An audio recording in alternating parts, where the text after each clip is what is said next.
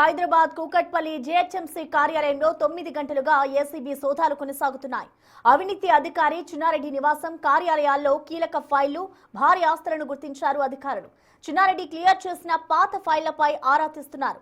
1,40,00,000 contract బిల్లులు clear చేసేందుకు 15 లక్షలు లంచం తీసుకుంటుండగా superintendent engineer Chinnareddy, computer operator Praveen ను రెడీ హ్యాండెడ్ గా పట్టుకున్నారు ఏసీబీ అధికారులు. నిందితులను అరెస్ట్ చేసి నాంపల్లి ఏసీబీ కోర్టులో హాజరుపరచనున్నారు. కూకట్పల్లి మున్సిపల్ జీహెచ్ఎంసీ జోనల్ కార్యాలయంలో దాదాపు 9 గంటలుగా ఏసీబీ సోదాలు కొనసాగుతున్నాయి.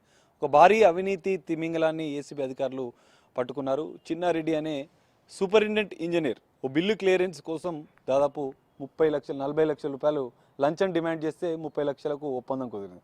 15 లక్షలు మొదటి విడత తీసుకుంటుండగా రెడ్ హ్యాండెడ్గా ఏసీబీ అధికారులు పట్టుకున్నారు.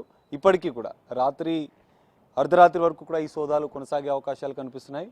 దాదాపు 3 బృందాలుగా ఏసీబీ అధికారులు సోదాలు చేస్తున్నారు. కూకట్పల్లి జోనల్ కార్యాలయంలో మధ్యాహ్నం 12 గంటల నుంచి దాదాపు 9-10 గంటలుగా కూడా ఈ సోదాలు కొనసాగుతున్నాయి.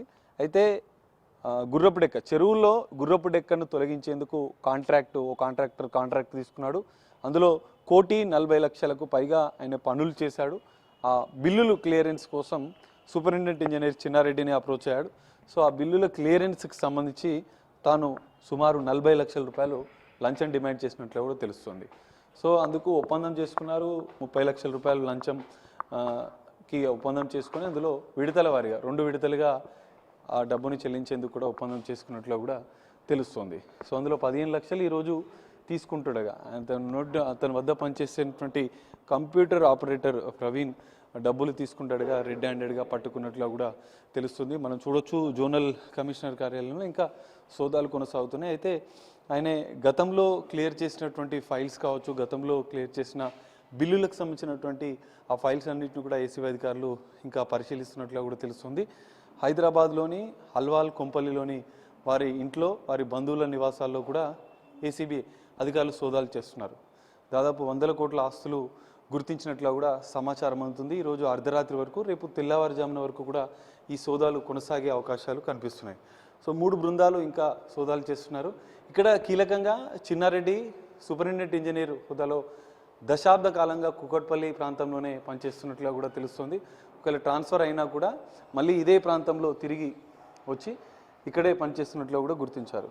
సో చిన్నారెడ్డికి సంబంధించినటువంటి ఏసీబీ సోదాల్లో ఒక అతిపెద్ద రైడ్ అని చెప్పుకోవచ్చు. ఎందుకంటే 15 లక్షల రూపాయలను ఒకే రైడ్లో పట్టుకోవడం అనేది ఒక అతిపెద్ద కేసుగా కూడా ఏసీబీ అధికారులు చెప్తున్నారు.